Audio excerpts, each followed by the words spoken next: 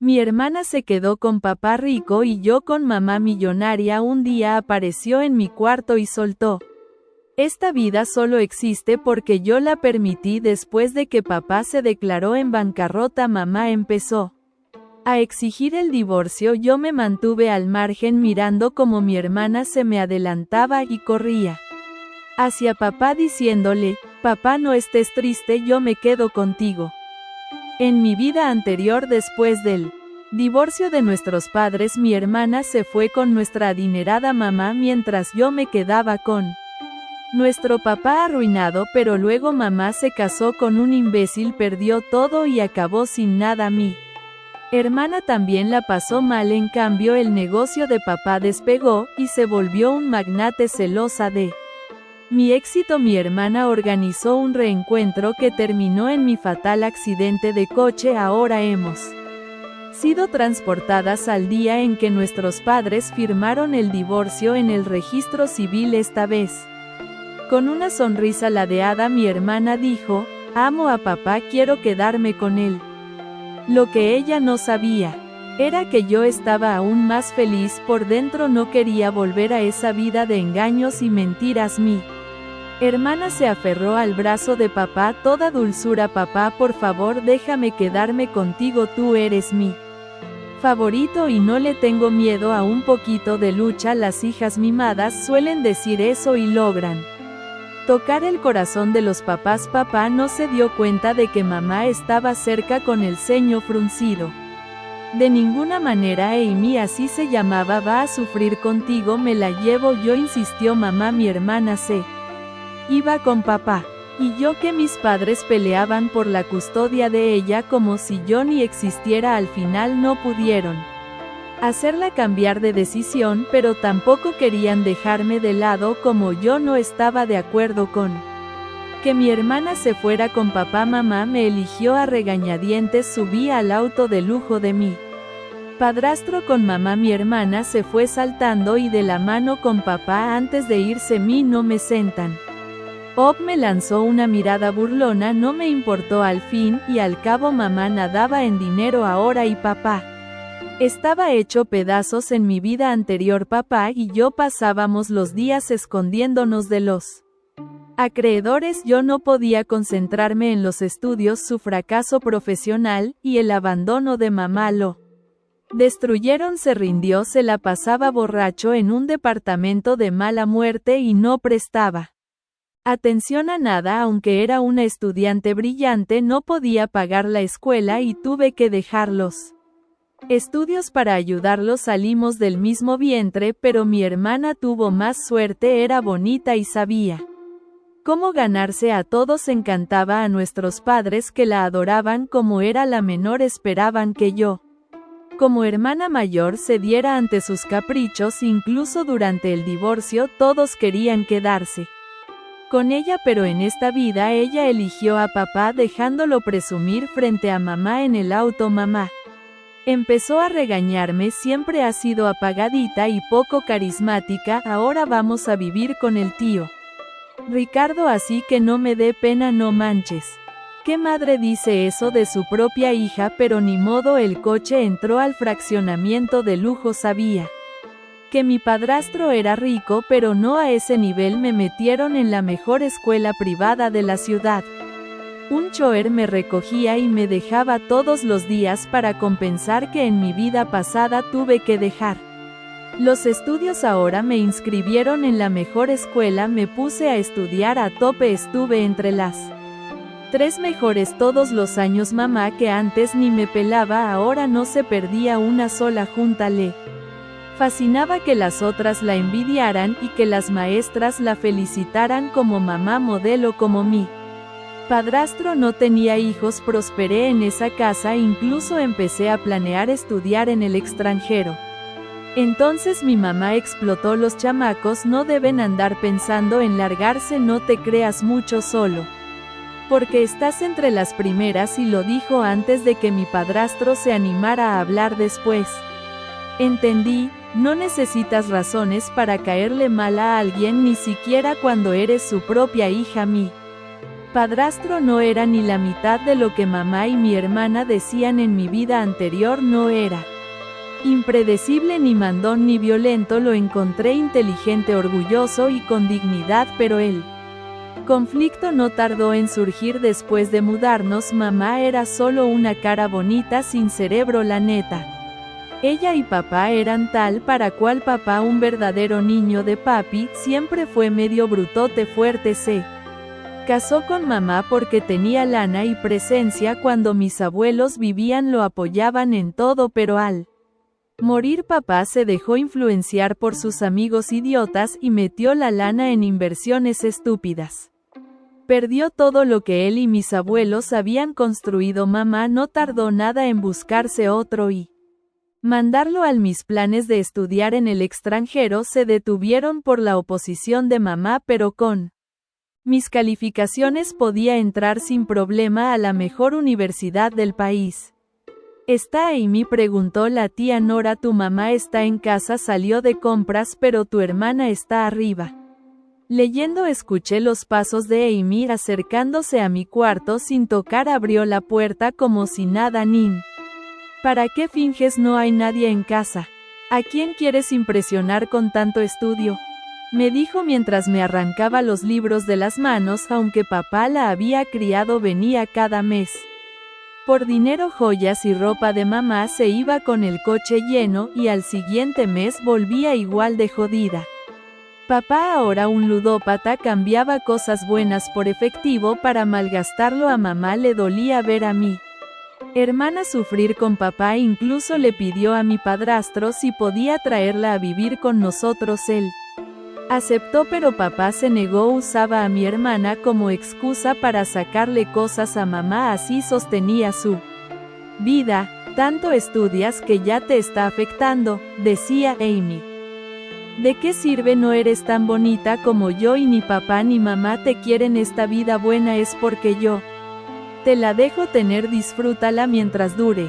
Revolvió mis cosas. Claro, en la vida pasada este cuarto era su recámara de princesa. Hurgó por todos lados. No sabes disfrutar la vida y todas estas cosas que compraste. Solo vives enterrada en los libros. Ignoré sus tonterías. Amy, está mi hija preciosa aquí, llamó mamá. Vi fríamente cómo comenzaba su teatro de madre e hija. Mamá vio mi cuarto hecho un desastre. Aquí no vas a encontrar nada bueno. Ven a mi cuarto, acabo de comprar ropa, joyas y accesorios nuevos. Lleva lo que quieras. Se la llevó sin siquiera voltearme a ver ni una palabra. Para mí, tía Nora entró con un vaso de jugo de naranja recién exprimido y empezó a ordenar mi cuarto. Jamás había visto una madre tan parcial, pero no me molestaba. Sus buenos días estaban contados. Unos días después escuché una fuerte pelea en la planta baja. Qué descarado el tío Ricardo. Le dio una cachetada a mi mamá. Mi hermana corrió a meterse aún furioso. Mi padrastro la empujó al suelo. Ni siquiera he hablado de tu hijita consentida. No quedamos en que nos íbamos a quedar con una cada quien. Entonces, ¿por qué sigue viniendo aquí y llevándose la mitad de las cosas? Mamá gritó. Se está llevando mis cosas. No te metas. Tuyas. Mírate qué cosa aquí no se ha comprado con mi dinero y ahora resulta que mantengo a toda tu familia. Tienes el descaro de decir eso, Ricardo. Si no fuera por tu infertilidad, ¿crees que estaría haciendo esto? Eso lo sacó de quicio. Perdió la paciencia y empezó a tirar las cosas de mamá. Ella intentó detenerlo, pero también la empujó. Nadie se atrevía a intervenir y mi hermana se acurrucó en una esquina. Inicialmente mi padrastro se casó con mamá por su apariencia y por las dos hijas, pero después invirtió en mí. Me preparó como su sucesora en la vida pasada. Mamá abusó de eso y derrochó todo. Aunque mi hermana era bonita, no tenía nada en la cabeza, pero su ambición y estupidez eran infinitas. Mamá tenía un amante y mi hermana ya andaba diciendo que todo esto sería suyo. La noticia no tardó en llegar a oídos de mi padrastro. Ni siquiera se había muerto mamá y ya se querían repartir su herencia. ¿Cómo no iba a molestarse? Él nunca pudo encariñarse con ellas, no eran su sangre, trajo a su sobrino para formarlo como heredero y las echó a las dos en esta vida. Mamá fue echada de nuevo, pero a mí no.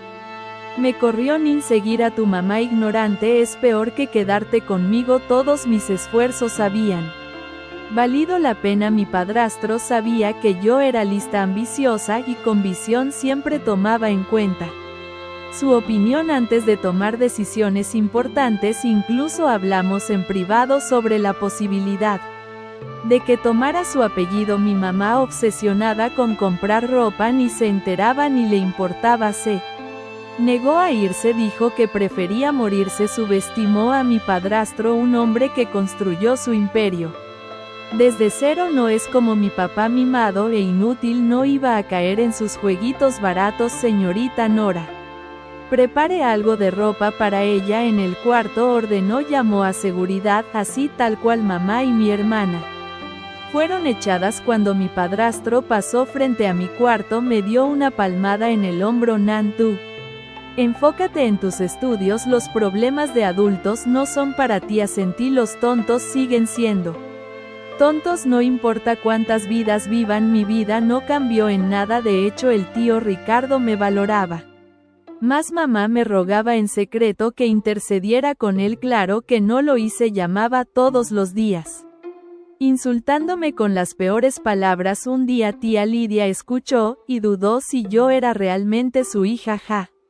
Para ella solo mi hermana importaba. Sin mamá mi hermana la pasó peor. Sus calificaciones eran un desastre. Odiaba la escuela. Al ver eso, papá dejó de mandarla, pero estaba enterrado en deudas y viviendo en medio del caos. Yo enfocada al 100 en el examen de ingreso a la uni. El tío Ricardo ocupado y casi nunca en casa. No pasó mucho tiempo hasta que, yendo a la escuela, un grupo de rufianes me bloqueó el paso. Justo ese día el coche estaba en mantenimiento, así que iba sola. Apenas saliendo de la escuela, un hombre me detuvo. Eres Nin, eres Nin, eres Nin, eres Nin, eres Nin, eres Nin. Antes de que pudiera contestar, alguien me tapó la boca por detrás y me arrastraron a una bodega abandonada. Me quitaron la venda de los ojos y alguien me dio una patada. Hermana, disfrutando la mansión de lujo.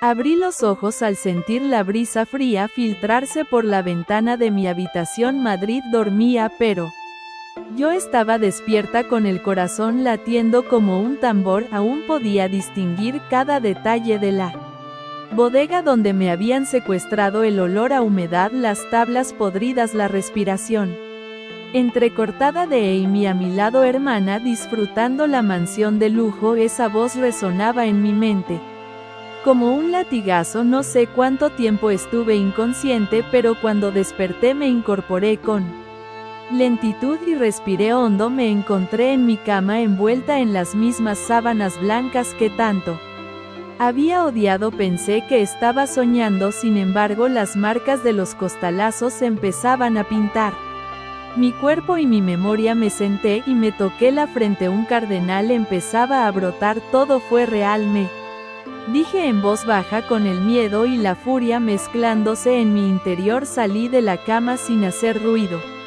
La casa de mi padrastro en La Moraleja, resplandeciente y silenciosa de noche, lucía impecable. Me escurrí por el pasillo y llegué al despacho donde guardaba mi portátil. Allí encontré algo que cambió todo: un ticket de cena en un restaurante caro. Ese había sido uno de los lugares donde Amy y su nuevo plan iban antes de mi secuestro, y lo que me heló la sangre: un recibo cargado a la cuenta corporativa de la empresa de Ricardo, mi padrastro. Un pago directo por asesoría externa. No era la suma más grande, pero significaba que alguien cercano a Ricardo o él mismo había pagado a los secuestradores. El golpe emocional me paralizó un instante. Ricardo, ¿hasta qué punto estaba involucrado? La sombra de traición se instaló en el salón, en las fotografías familiares recién colgadas en cada objeto que ese hombre veía como extensión de su imperio. Respiré hondo y decidí que no sería una víctima otra vez. Ahora tenía pruebas y con esas pruebas iba a reconstruir mi verdad. A la mañana siguiente salí hacia mi antigua escuela privada acompañada por mi chofer. Hacía meses que había comprado mi silencio y mi presencia perfecta, notas altas, uniforme, impecable, rostro de hija ideal, pero en aquel momento dentro de mí ardía una rabia contenida. Cada conversación en el coche parecía inofensiva, pero yo guardaba migajas de pensamiento. ¿Acaso el coche que me lleva viene cargado con los fondos que pagaron por mi secuestro en el aula? Mis compañeras me vieron con la misma envidia de siempre. «Has cambiado, Nora», dijo Valeria con una sonrisa falsa. Yo solo asentí. Me senté en mi pupitre favorito y abrí el cuaderno mientras garabateaba fórmulas y citas. Mi mente esbozaba el plan. Primero descubriría quién dio la orden, luego cerrarían ese capítulo para siempre. Al salir fui al centro comercial cercano donde mamá estaba comprando. Al verla sentí una mezcla de asco y desprecio. Estaba vestida con un abrigo de piel ecológica, gafas grandes y una bolsa de diseñador. Parecía la madre perfecta. Me acerqué con pasos deliberados. «Hola mamá», dije con la voz suave. «¿Puedo hablar contigo?». Ella me miró sin mucho entusiasmo y asintió. Entramos en una cafetería cercana. Pedí un café descafeinado y ella un té verde. Empezó con su monólogo habitual sobre mis notas y lo orgullosa que estaba. Yo escuchaba, pero mi mente evaluaba cada palabra, la comparaba con lo que había descubierto durante la madrugada. Sabía algo de lo que había pasado. Había autorizado el pago. De pronto me salió del alma. «¿Sabes que alguien pagó por secuestrarme?» La taza de té de mamá tembló. Hizo una pausa, consciente de que el tono de mi voz no era el de la niña que se esforzaba por agradar. «No sé de qué hablas, Nora», respondió con frialdad, los labios tensos. «¿En serio?», pregunté, dejando que mis ojos se clavaran en los suyos. «Porque encontré el recibo. Fue cargado a la cuenta de la empresa de Ricardo». Ahora sí su semblante cambió. Escudriñé cada gesto, su respiración, su mirada tosca, sus uñas mordidas, su ensayado orgullo parecía ceder y sin embargo se mantuvo en silencio por varios segundos, como si evaluara cuánto soltar. Algo ocultaba, estaba segura. «No sabes nada, querida», dijo por fin despacio. «Esto no es asunto tuyo». Yo tomé un sorbo de mi café tratando de calmar mi enojo. «Todo me pertenece y ahora lo sé». Salí de la cafetería con la sensación de haber dado el primer golpe. El corazón me latía rápido, pero con una determinación inquebrantable. Sabía que cada pieza iba a encajar, cada verdad iba a emerger. Sentía que había bajado a un pozo oscuro, pero dentro de él había encendido una llama que me impulsaría hacia adelante. Salí a la calle y vi al mismo tiempo el coche del chofer llegar. Caminé hacia él sabiendo que justo en ese instante algo dentro de mí había cambiado para siempre. El juego comenzaba y yo estaba lista para ganar. Volví a casa en silencio, con los brazos cruzados y la mente acelerada. El aire de La Moraleja tenía ese olor particular, a riqueza fingida, a jardines artificialmente cuidados, a secretos mal enterrados. Miré las palmeras que bordeaban la entrada de la casa como si pudieran contarme algo. Esa tarde no saludé al servicio, no encendí la televisión ni me detuve en mi habitación. Subí directo al despacho de Ricardo. No estaba, pero la puerta no tenía llave.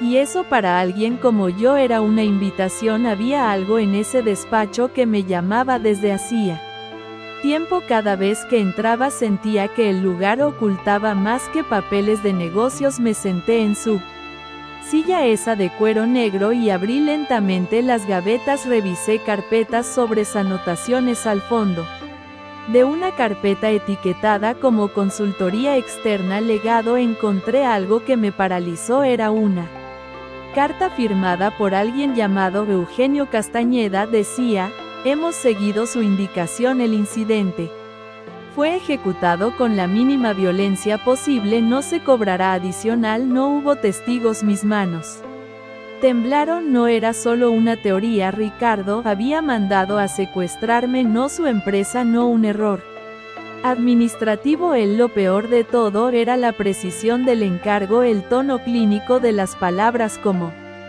si mi sufrimiento hubiera sido una molestia logística más. Cerré los ojos y recordé cada segundo en la bodega, cada empujón, cada palabra de Amy. Esta vida buena es porque yo te la dejo tener. Tenía razón en parte, pero se le olvidó que yo también podía dejar de permitir ciertas cosas. Guardé la carta en mi abrigo y salí del despacho. En el pasillo me crucé con la tía Nora, que venía con una bandeja de frutas. ¿Todo bien, niña?, preguntó como siempre hacía, con ese tono suave que contrastaba con todos en esa casa. La miré con atención. ¿Has escuchado hablar de Eugenio Castañeda? Ella frunció el ceño. No. ¿Quién es? Alguien que trabaja en la sombra de Ricardo. Sus ojos se abrieron, apenas no dijo más. No. Pero entendí que su silencio decía más de lo que sus labios podrían expresar. Esa noche esperé despierta hasta que Ricardo regresó de una reunión en Salamanca. Lo vi desde la ventana, bajó del coche con su habitual porte de emperador. Cansado, su reloj dorado brillaba igual que sus zapatos recién lustrados. Lo esperé sentada en el salón con la carta entre las manos. Cuando entró me miró con fastidio, no estaba acostumbrado a que lo esperaran, mucho menos yo. ¿Qué haces aquí a esta hora? Le extendí la carta. Esto es tuyo. Él la leyó sin inmutarse, luego la dobló con calma y la puso sobre la mesa. Te dije que los problemas de adultos no son para ti, tú me metiste en ese problema, respondí con la voz temblando por dentro pero firme por fuera. Se acercó y me miró de arriba a abajo, como evaluando si yo merecía una respuesta. Luego, con ese aire suyo de superioridad controlada, soltó: te estás volviendo inteligente, me gusta, pero aún no sabes jugar a este nivel. Aprendí rápido. Se quedó callado un segundo, luego sonrió: eres más útil viva que muerta, Nora, tenlo en cuenta. No supe qué fue peor, la amenaza o la confesión de que me necesitaba para algo. Me levanté sin decir más. No tenía sentido discutir ahora, tenía lo más valioso, certeza. Subí a mi habitación y saqué una libreta. Empecé a escribir nombres, fechas, vínculos: Eugenio, Amy, mamá, Ricardo. Todos en la misma telaraña, todos con hilos que podía manipular, pero necesitaba aliados y no cualquiera, no amigos, no conocidos. Necesitaba a alguien que también odiara a Ricardo, alguien con una cuenta pendiente, alguien que supiera moverse en la sombra como él. Y entonces me vino un hombre a la cabeza, alguien que hacía años había sido desterrado de la familia, el sobrino de Scalou, el rebelde, él que fue acusado de malversación y desapareció en Bilbao. Nadie volvió a hablar de él, pero yo lo recordaba. Alonso Cárdenas. Abrí el portátil y comencé a buscar la página de resultados. Cargó lentamente, pero bastó una entrada para que mi estómago se encogiera. Alonso Cárdenas, denunciado por estafa empresarial en 2020, reaparece como fundador de una startup tecnológica en Barcelona. Lo encontré, sonreí por primera vez en mucho tiempo. Si alguien podía entender cómo destruir un imperio desde adentro era él. Me recosté en la cama y apagué la luz, pero no dormí. Al día siguiente alguien dejó una nota en la puerta de mi cuarto: sé lo que encontraste, cuidado con lo que haces con eso. No abrí la nota durante horas, la dejé sobre el escritorio mirándola como si fuera una serpiente enroscada. No me sorprendía que Amy supiera, lo que me sorprendía era que aún creyera tener poder sobre mí. La escrita al final del mensaje era su forma infantil de dejar su firma, como si todavía jugáramos a las hermanitas rivales como cuando éramos niñas, y me escondía los lápices para que llorara en clase, pero yo ya no era esa niña. La arranqué por la mitad sin abrirla. No necesitaba Amenazas veladas, necesitaba movimiento. Esa misma tarde inventé que tenía una excursión del colegio.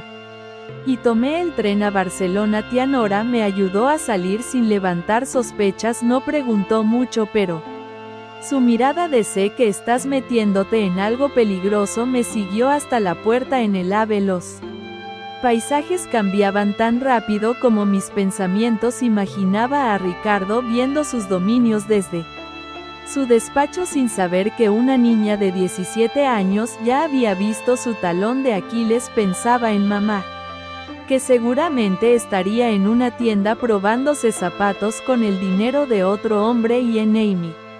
Claro, siempre Amy con su cara de víctima y su veneno en la lengua, pero sobre todo pensaba en Alonso.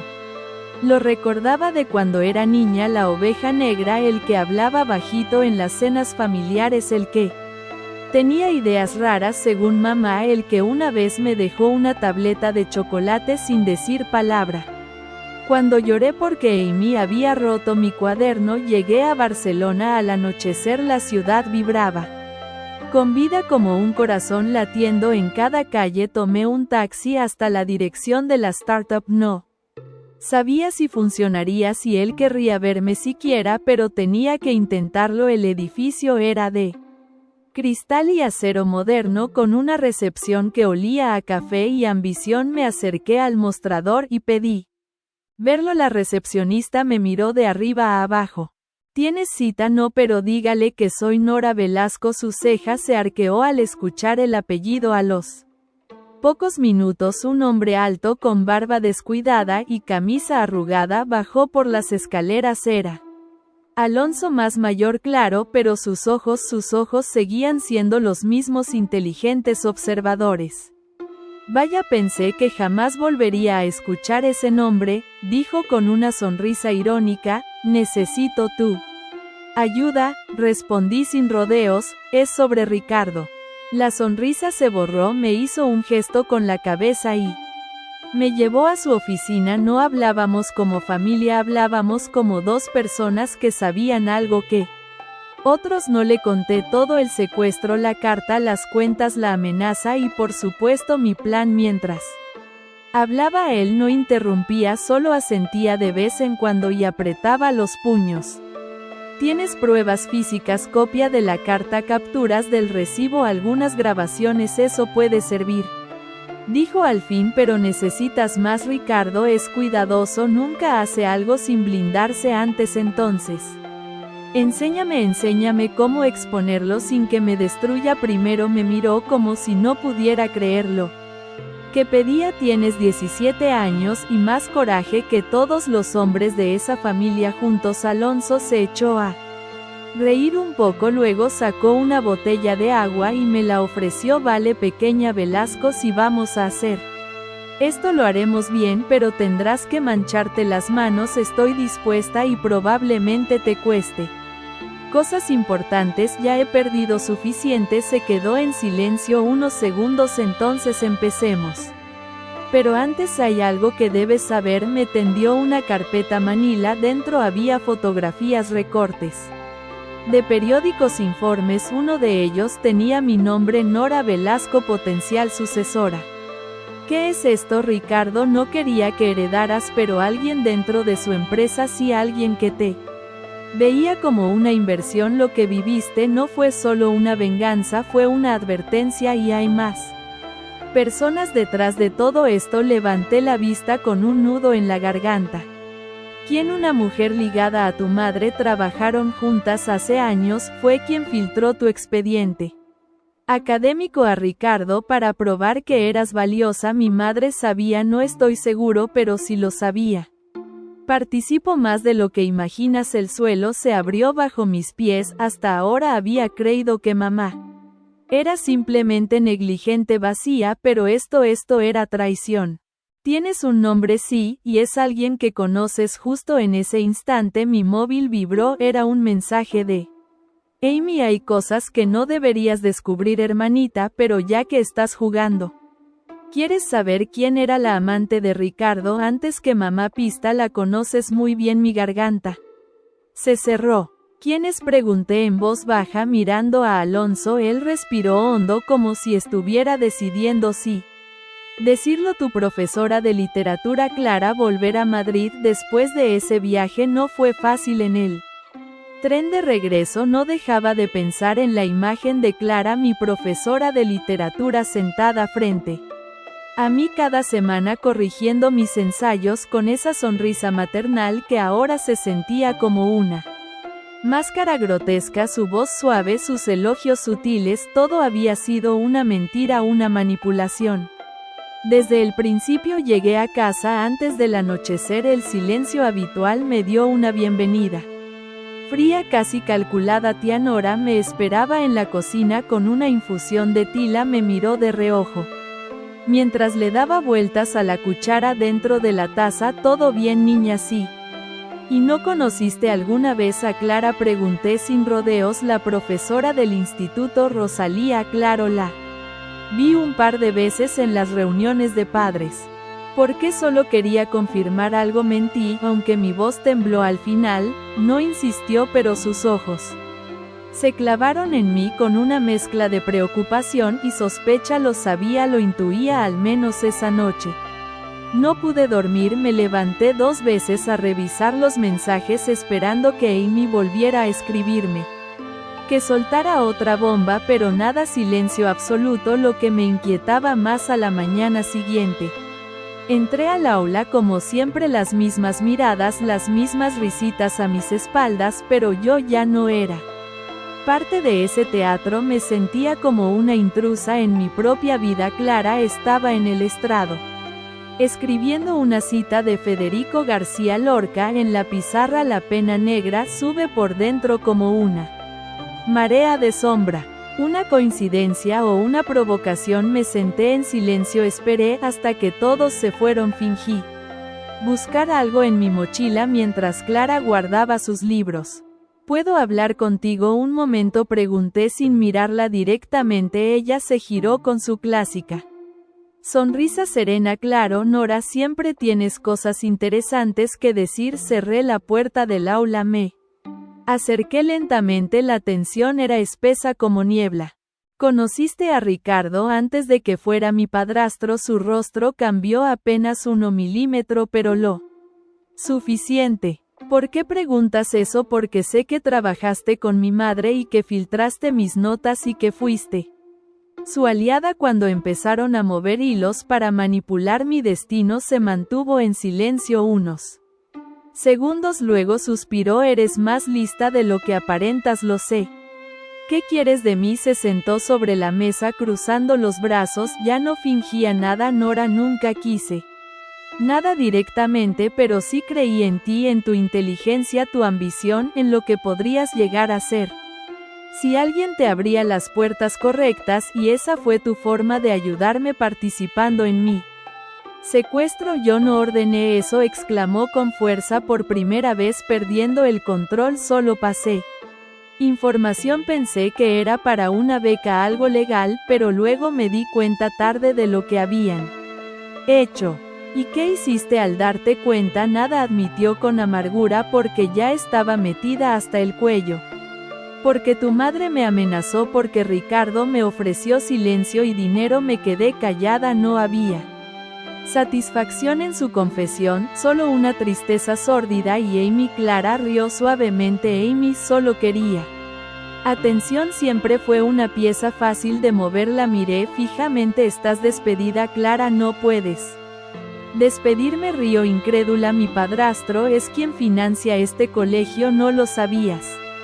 ¿Verdad? Su sonrisa se desmoronó. Lo sabrás en 24 horas. Disfruta tu último día aquí. Salí sin esperar respuesta. El temblor en mis manos no era de miedo, era adrenalina pura. Clara no era más que un peón que creyó ser reina. Esa misma tarde llamé a Alonso. Tienes que venir a Madrid, ya pasó algo, tengo pruebas nuevas y vamos a necesitar movernos rápido.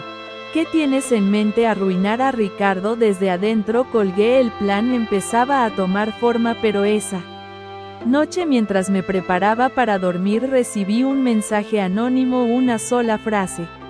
Alonso no es quien dice ser. Cuidado, Nora.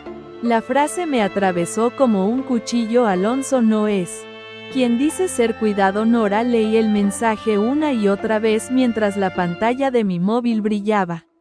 En la oscuridad de mi habitación me costaba respirar.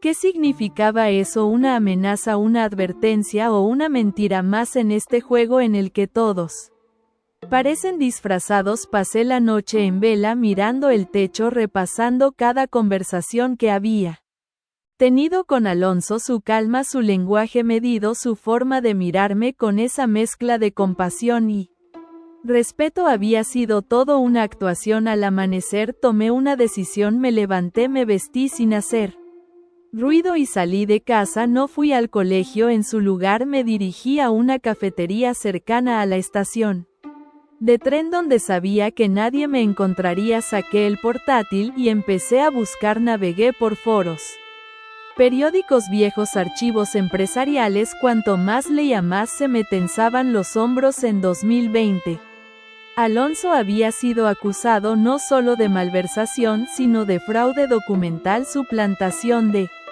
identidad y sabotaje informático. Había desaparecido durante casi un año en los registros oficiales. Figuraba como desvinculado permanentemente de la familia Cárdenas Velasco por decisión del Consejo de Administración, y ahora reaparecía como si nada. Entre todos esos documentos encontré algo más: un artículo de prensa menor enterrado entre notas de sociedad. Ex colaborador del grupo Velasco denuncia manipulación de pruebas en juicio contra Alonso Cárdenas. Asegura que las pruebas fueron alteradas por orden directa de Ricardo Velasco. Mi corazón se detuvo. ¿Y si Alonso no era el villano? ¿Y si había sido una víctima? Tomé el móvil, lo llamé. Dime que no tienes nada que ocultarme. Fue lo primero que solté. Del otro lado un largo silencio. ¿Qué has descubierto? Todo tu juicio, las pruebas manipuladas, tu desaparición, lo que pasó con Ricardo. ¿Por qué no me lo contaste? Suspiró. Luego en voz baja dijo: porque no quería que confiaras en mí, por lástima, porque necesitaba que vieras lo que soy ahora, no lo que me hicieron ser. ¿Y qué eres ahora? Un hombre que quiere ver caer a Ricardo, y si me ayudas también puedo ayudarte a ti. Pero si no puedes confiar en mí, dime ahora y me desaparezco otra vez. Me quedé callada. El miedo me apretaba el pecho, pero también sentía una chispa de empatía. Si lo que decía era cierto, él sabía lo que era perderlo todo, y eso nos hacía más parecidos de lo que pensaba. Necesito pruebas. Si me las das, sigo contigo. Si no, desaparece de mi vida. Esta noche a las 10 en el parking subterráneo del edificio Bernabéu llevaré todo. Colgué. Pasé el día como un fantasma. No hablé con nadie, no comí. A las 9:40 de la mañana ya estaba en el lugar con la carpeta de Clara bajo el brazo por si las cosas se torcían. El aparcamiento estaba casi vacío, solo el eco de mis pasos y la luz intermitente de un fluorescente colgante. A las 10:00 en punto un coche negro entró. Alonso bajó sin decir palabra. Me entregó una carpeta sellada. Dentro había una serie de correos electrónicos, grabaciones y documentos que probaban que Ricardo había creado una red de testaferros para ocultar dinero. Entre los nombres el mío aparecía en una cuenta a nombre de una fundación falsa. Yo figuraba como beneficiaria de una beca que nunca solicité. Te usó para lavar dinero, dijo Alonso con los ojos llenos de rabia contenida. Como a tantos otros. Y esto es suficiente para hundirlo si lo usamos bien. Sí, pero tienes que estar lista para exponerte. No basta con contar la historia, tendrás que salir del anonimato. Estoy lista. Mentí sabiendo que no lo estaba. Volví a casa con el corazón latiendo fuerte. Tenía en mis manos la herramienta para destruir a Ricardo, pero también una bala directa a mi pecho si algo salía mal. Al llegar encontré a Nora en la entrada con los ojos llorosos. ¿Qué pasa?, pregunté. Ella me miró con voz quebrada. Tu madre está aquí, dice que quiere hablar contigo. ¿Y qué quiere ahora? Dice que Ricardo la echó otra vez, y que Amy ha desaparecido. No contesta los mensajes ni las llamadas. Mi estómago se retorció. ¿Y cuándo fue la última vez que la vio? Hace 2 días. Salí corriendo escaleras arriba con la cabeza dando vueltas en mi cuarto. Había una nota pegada en el espejo. Querías mi lugar, ahora lo tienes todo, hermanita, a ver si sobrevives con él. Era la letra de Amy y debajo una dirección en Vallecas, una dirección que conocía muy bien. Era la antigua casa donde papá solía esconderse cuando bebía. El taxi se movía como en cámara lenta a cada metro que avanzábamos hacia Vallecas. El aire se hacía más pesado, las luces de la ciudad parecían apagarse una a una, como si Madrid misma no quisiera ver lo que estaba a punto de pasar. Yo tampoco estaba segura, pero Amy me había dejado esa nota, una dirección, una provocación, y algo dentro de mí no me permitía ignorarlo. Bajé en la esquina. El edificio era gris descascarado, con grafitis viejos y portales descompuestos. La fachada estaba casi igual que la última vez que lo vi en mi otra vida. El olor a orina, tabaco y humedad era tan familiar como asqueroso. Recordé con claridad las noches en las que papá me hacía esconderme tras la lavadora mientras él discutía con sus acreedores, cuando comíamos pan duro y embutido barato porque no había más, cuando yo lloraba en silencio para no preocuparlo o para no incomodarlo. Ya no lo sé. Subí los escalones con las piernas temblando. El número del piso estaba escrito a mano en un cartón mojado pegado con cinta. Era el tercero. Al llegar la puerta estaba entreabierta. Mi corazón empezó a latir tan fuerte que podía escucharlo en los oídos. Empujé con cuidado. El chirrido de la bisagra resonó en el pasillo. Amy, el lugar era un caos, botellas tiradas, colchones en el suelo, una televisión antigua encendida con estática, pero había alguien sentado contra la pared con la mirada perdida. Papá, más delgado, con barba, sin afeitar, el rostro hundido, ojos vacíos como una sombra de lo que alguna vez fue papá. Alzó la vista lentamente, me reconoció, lo vi en sus ojos. Nora, susurró. ¿Eres tú? ¿Dónde está Amy? Pregunté sin rodeos, tragando el nudo en la garganta. Se rascó la cabeza, temblaba. Vino aquí, me pidió dinero, dijo que no podía más, que todo se estaba saliendo de control. ¿Qué hiciste, papá? No la toqué, lo juro, solo gritamos. Dijo que se iba a ir para siempre, que tú la habías reemplazado, que mamá la usó, que ya nadie la necesitaba. Me arrodillé frente a él. ¿Cuándo fue eso? Ayer al atardecer. Salió corriendo, dejó su bolso, está ahí. Lo vi, un bolso rosa con flores doradas. Lo abrí con manos temblorosas. Dentro su móvil apagado, roto como ella por dentro. También había una hoja arrugada, un borrador de carta escrita a mano sin terminar. No tengo a dónde ir, mamá me usó, papá ya no me reconoce, Nora me odia, nadie me ve, nadie me escucha. Me quedé de piedra.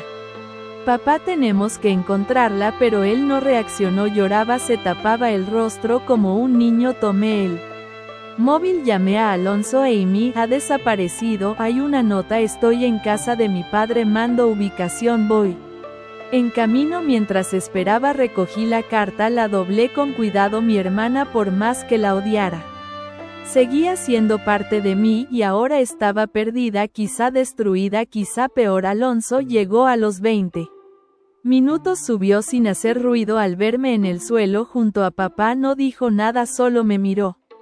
¿Te das cuenta de lo que está pasando, verdad?, preguntó él bajando la voz. Sí, esto ya no es solo venganza, no es una guerra, y en las guerras se pierden personas, a veces incluso antes de que disparemos. Cerré los ojos, inspiré hondo. Vamos a encontrarla, y luego vamos a acabar con Ricardo, pero primero necesito saber que Amy está viva. Tengo contactos en la policía y en hospitales. Vamos a mover cielo y tierra. Gracias, no me agradezcas todavía. Cuando salimos del edificio, papá se quedó sentado solo mirando la televisión estática. No me pidió que me quedara, no me abrazó, no me dijo te Quiero solo murmuró algo mientras salía. Ella tenía razón, eres la fuerte. Caminé bajo la lluvia que empezaba a caer con el bolso de Amy colgando de mi hombro. Al llegar a casa tía Nora me esperaba en la puerta con una expresión extraña. Llegó una carta certificada para ti, dijo entregándomela.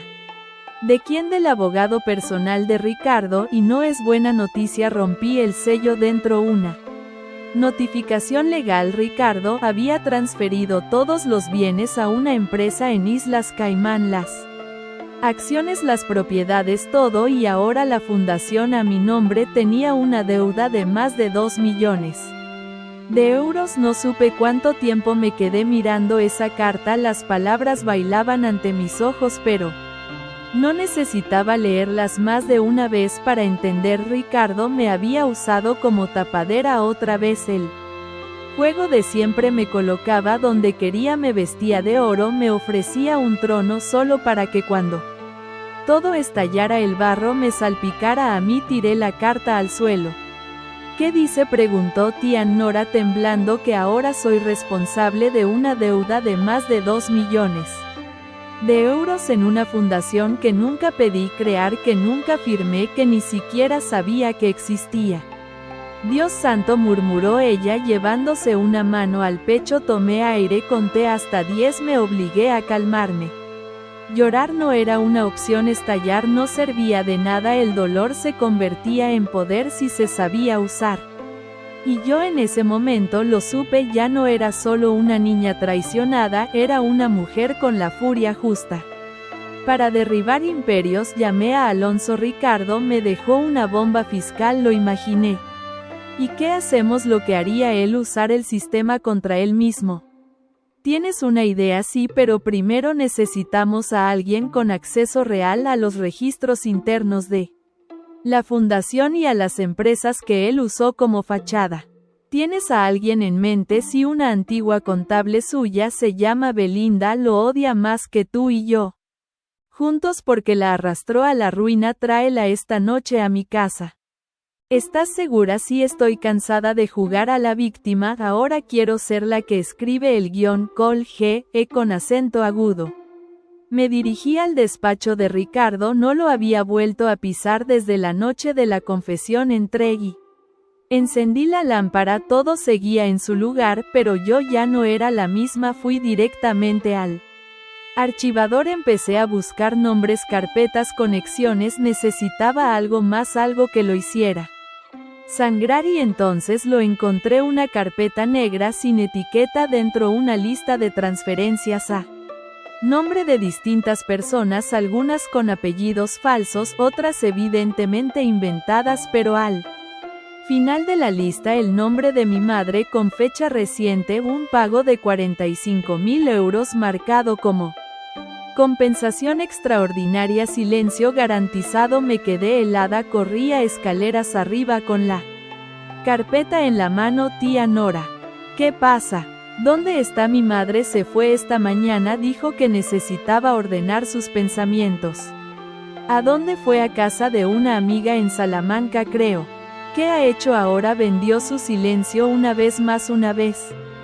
¿Cómo Ricardo le pagó para no contarlo de la fundación, para dejarme caer sabiendo que la deuda me aplastaría? Tía Nora se quedó en blanco. Luego por primera vez la vi enfadada. De verdad, esa mujer no merece llamarse madre. Ya no me importa lo que merece, solo quiero que pague. Esa noche Alonso llegó con Belinda. Era una mujer de unos 50 años, con el cabello recogido, ojeras profundas y la mirada de quien ha llorado mucho más de lo que cualquiera debería, pero también había algo en su voz.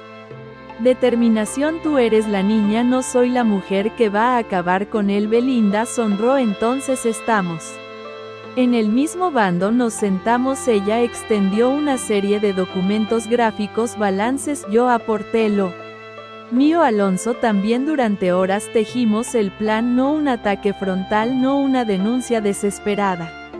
Eso sería lo que Ricardo esperaría. No lo íbamos a desarmar desde dentro como un virus silencioso. Cuentas embargadas, testigos clave, filtraciones selectivas a la prensa, una investigación anónima.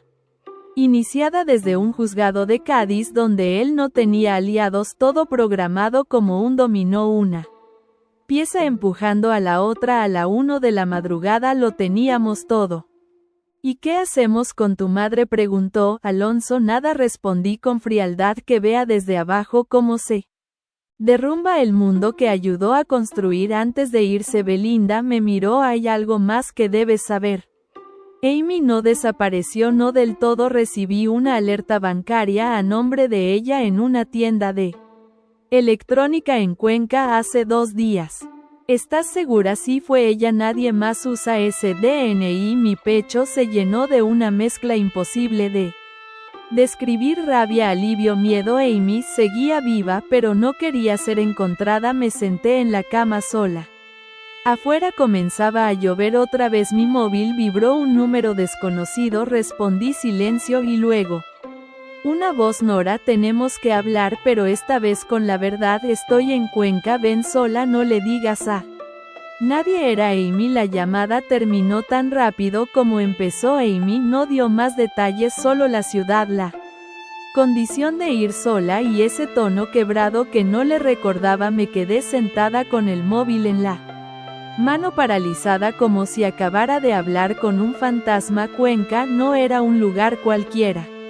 Habíamos ido allí de niñas una vez en un verano extraño cuando nuestros padres aún fingían ser felices. Amy había llorado al ver las casas colgadas porque pensaba que se caerían con el viento. Yo me reí de ella. Entonces hoy no me haría reír. Amanecí con una única idea en la cabeza: ir. Preparé una mochila pequeña, metí ropa cómoda, algo de dinero en efectivo y un par de documentos. No dije nada a Nora. No quería más advertencias, no necesitaba más protección. Esta vez lo que estaba por suceder era entre Amy y yo, solo nosotras. Tomé un tren a media mañana. Cuenca me recibió con un cielo gris y un aire que olía a tierra mojada. Las calles eran más tranquilas, como si el tiempo allí pasara distinto. Caminé sin rumbo fijo hasta que recibí otro mensaje, esta vez con coordenadas: una casa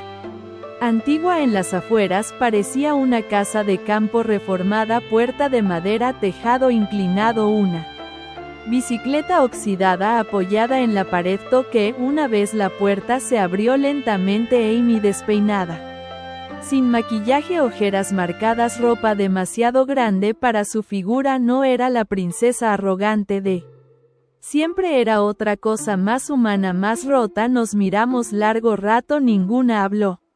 ¿Vas a pasar o qué?, dijo al fin con voz baja. Entré. El interior era simple, casi vacío: una estufa a leña encendida, un colchón en el suelo, algunas latas de comida apiladas en la cocina. Se sentó frente a mí cruzando las piernas. El silencio nos envolvía como una sábana tensa. No pensé que vendrías, admitió sin mirarme directamente. Yo tampoco, pero lo hice. Amy respiró hondo. No tengo excusas, Nora. Entonces no las de ella, asintió mirando sus manos. Me odiabas y lo entiendo, yo también me odié muchas veces, pero nunca fue tan fuerte como ahora. No respondí, solo la observaba. Algo en su voz me resultaba distinto, real. Mamá me usó como moneda de cambio.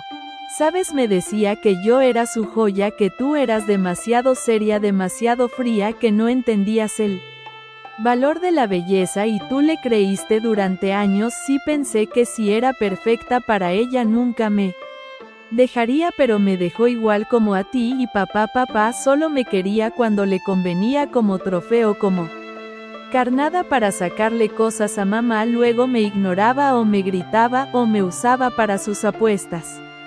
¿Y ahora qué quieres? Amy se quedó en silencio un momento, luego sacó algo del bolsillo. Era una llave USB. Aquí hay cosas que quizás quieras ver: correos, fotos, conversaciones entre mamá, Ricardo y Clara. Sentí un vacío en el estómago. ¿Cómo conseguiste eso? Robé el portátil viejo de mamá, lo tenía en una maleta que escondió cuando la echaron de casa. Me fui antes de que me usara otra vez.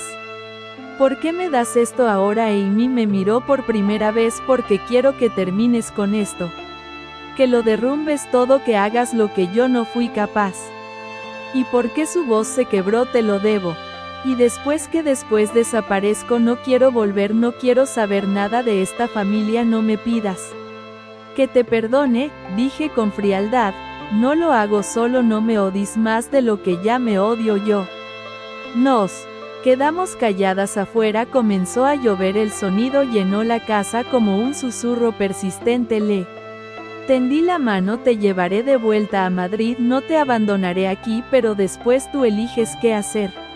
Amy asintió. Esa noche dormimos en silencio en colchones separados pero bajo el mismo techo por primera vez en años, sin peleas, sin gritos, solo nosotras dos, hermanas marcadas por la misma herida.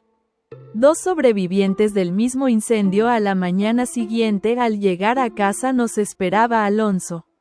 ¿Estás bien?, me preguntó con preocupación. Sí, tengo lo que necesitamos.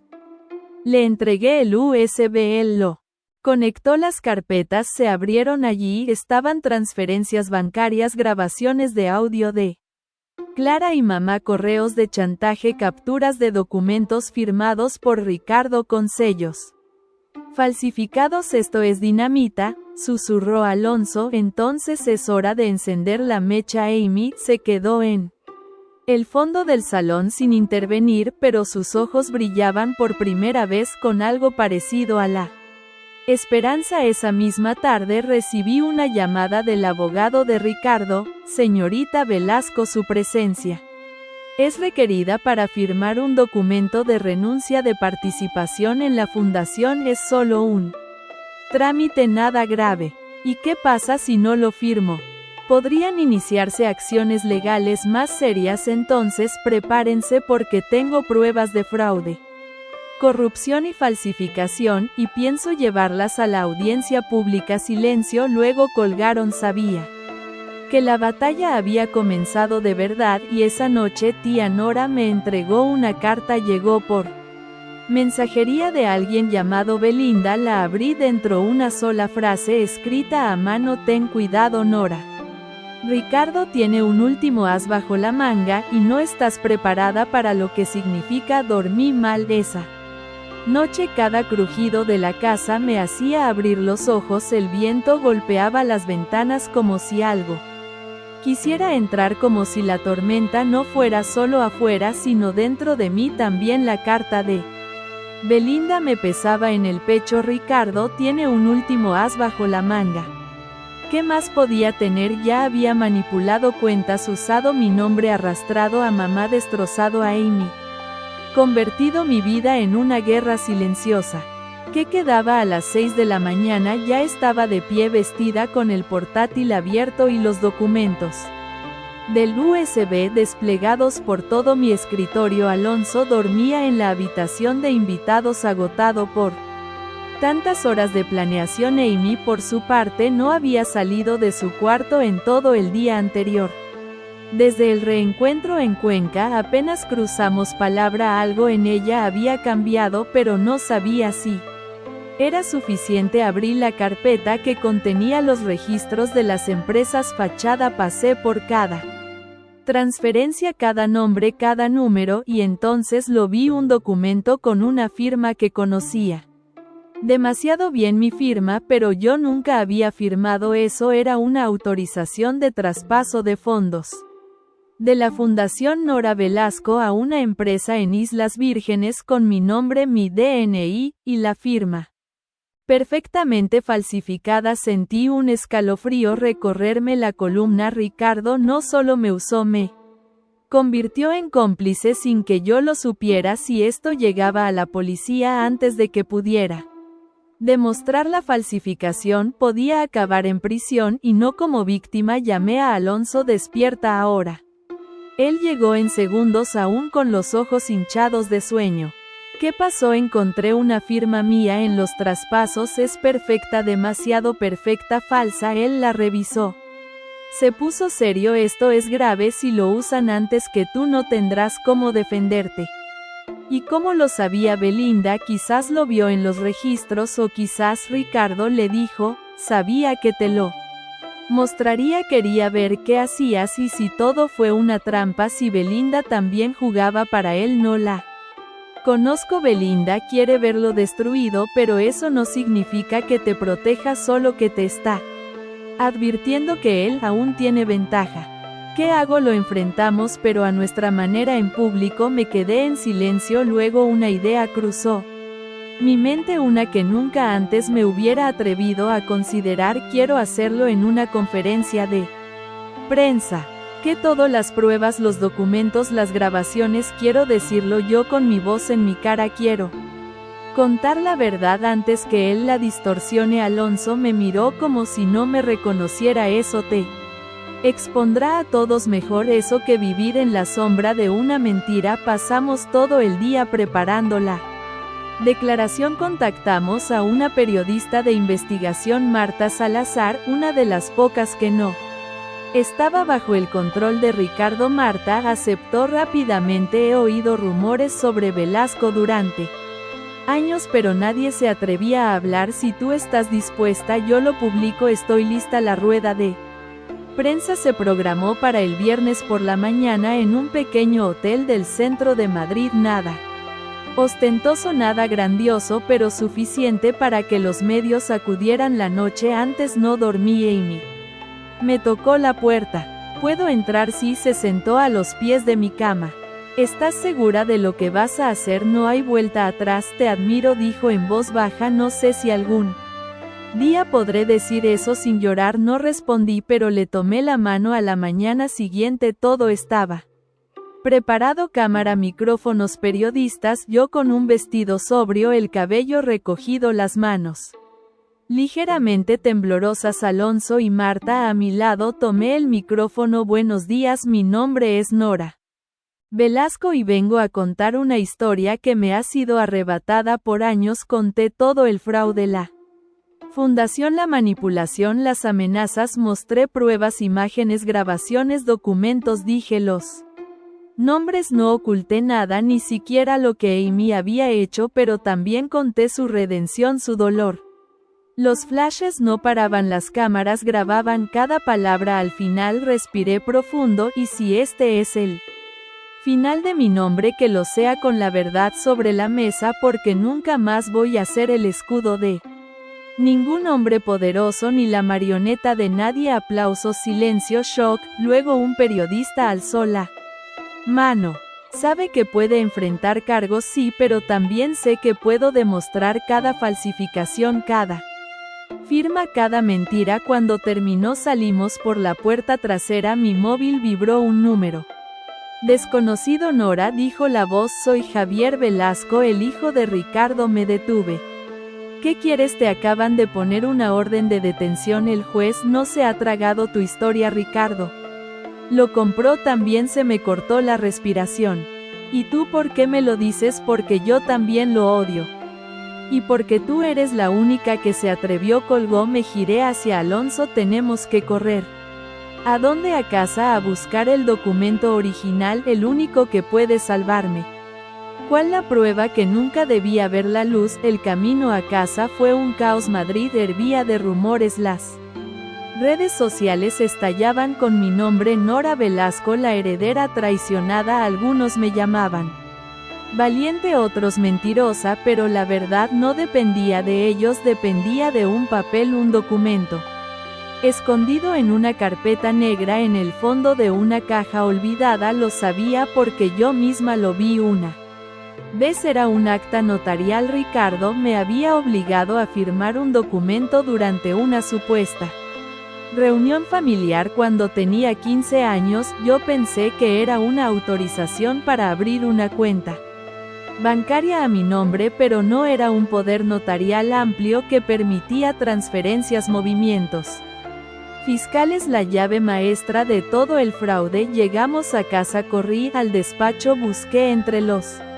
estantes. Las carpetas negras seguían ahí como guardianes del infierno, y al fondo, debajo de todo, lo encontré: Poder General NV. Lo abrí con manos temblorosas, y allí estaba el sello, la firma, la fecha y Algo más, la prueba de la falsificación. Ricardo había manipulado la fecha. El documento decía que yo tenía 18 años cuando lo firmé, pero la fecha era anterior a mi cumpleaños. Legalmente no tenía capacidad para firmarlo. Alonso lo confirmó. Esto es oro, esto me salva la vida. Lo llevamos directamente a Marta Salazar. Ella lo envió a sus contactos en el juzgado de Valencia, uno de los pocos aún sin tocar por Ricardo. En menos de 24 horas, un nuevo juez asumió el caso. La orden de detención fue retirada, el proceso se reabrió y entonces, como un castillo de naipes, Ricardo cayó. Intervención de sus cuentas, embargo de bienes, citación judicial, fuga fallida. Fue arrestado en el aeropuerto de Barajas con documentos falsos y 2 maletas llenas de relojes y lingotes. La imagen recorrió todos los canales. El gran Ricardo Velasco, el intocable esposado derrotado. Lo que empezó como un escándalo silencioso terminó como un grito nacional. Mi madre desapareció literalmente. No volvió a contestar mensajes ni llamadas. Se fue con lo poco que le quedaba: ropa cara, deudas y una reputación hecha trizas. Se rumorea que vive en una pensión en Lisboa, sobreviviendo con joyas empeñadas y falsas amistades. Amy decidió irse también, no por vergüenza sino por sanarse. Se mudó a Galicia, lejos de todo. Nos escribimos cada mes, no nos convertimos en mejores amigas, pero construimos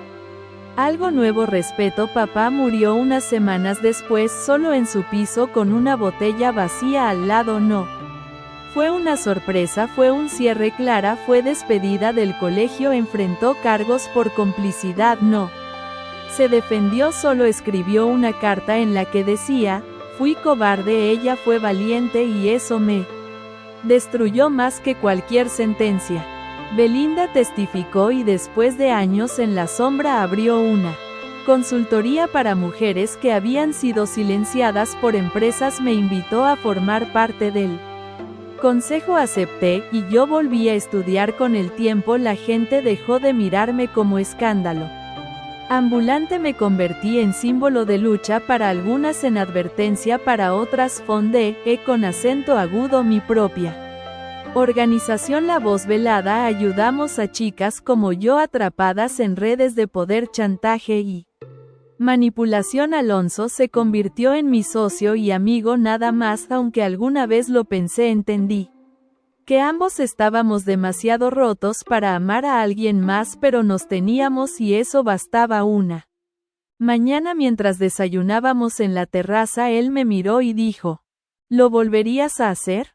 Pensé un momento, miré el cielo, la ciudad, el eco de mi pasado. Sí, porque ahora la historia lleva mi nombre, no el de ellos, y así termina esta historia, no como un cuento perfecto sino como la vida misma, llena de heridas, verdades difíciles y decisiones que queman, pero también con victorias que saben mejor porque costaron cada lágrima. Yo soy Nora Velasco y sobreviví al infierno que ellos construyeron y ahora construyo el mío, pero esta vez de luz.